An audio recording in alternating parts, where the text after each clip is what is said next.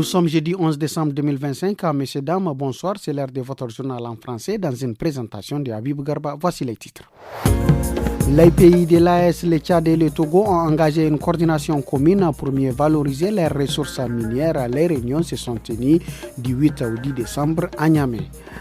En région Arlit, plus de 400 kg de stupéfiants ont été incinérés aujourd'hui pour renforcer la lutte contre le trafic. Les détails dans un instant.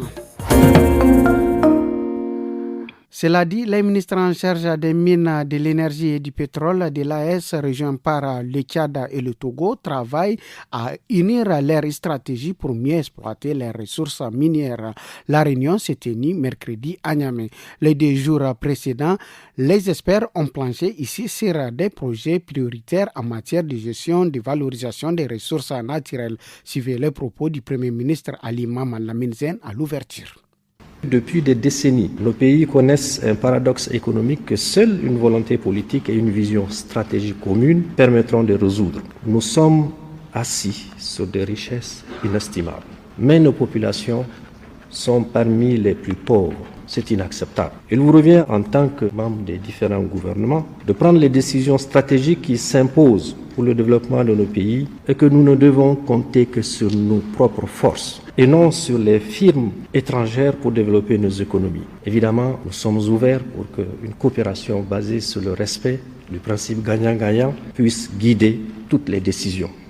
Des propos recueillis par la RTN. Partons à Arlit où plus de 400 kg de stupéfiants ont été incinérés ce matin. Il s'agit de saisies effectuées au cours de ces 4 derniers mois. Le procureur de la République Mamansani Tankari, à l'occasion, a appelé la population à contribuer à la lutte contre la drogue, source de violence dans la ville. Il est au micro de Moutari Abdoulaye. Nous venons de brûler 400 kg de cannabis, 70 000 comprimés, 16 boulettes de cocaïne également, plus de 1000 cartons de chicha et d'autres produits dérivés. À y voir de très près, toute cette criminalité qui gangrène la ville est liée à la consommation de la drogue. Il est vraiment important de réitérer notre appel à l'endroit de la population de la ville d'Arlit et environ pour prendre à bras le corps ces fléaux qu'est la consommation de la drogue. Construire une société sans violence, c'est autour de ce thème qu'un forum national sur les violences basées sur les genres s'est tenu ce jeudi à Niamey. Cette rencontre a servi de cadre pour sensibiliser et partager des expériences en matière de lutte contre ces violences. Plus de détails avec Madame Maïda Maria, présidente du comité des jeunes filles leaders, initiatrice de la rencontre. Des propos recueillis par Hassan Nour.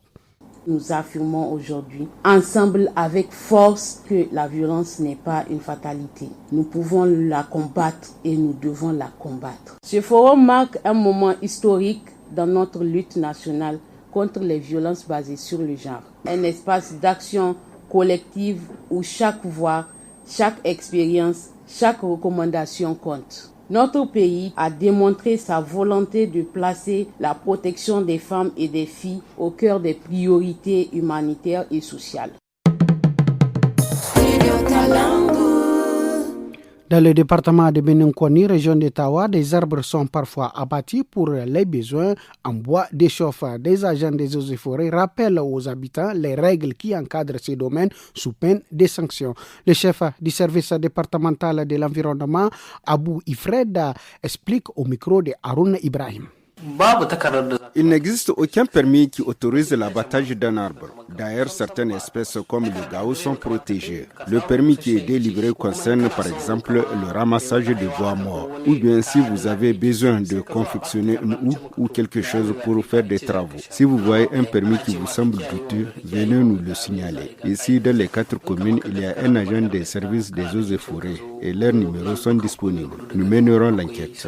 Si la personne est en infraction, nous la sanctionnerons conformément à la réglementation. C'est tout pour ce soir. Merci, au revoir.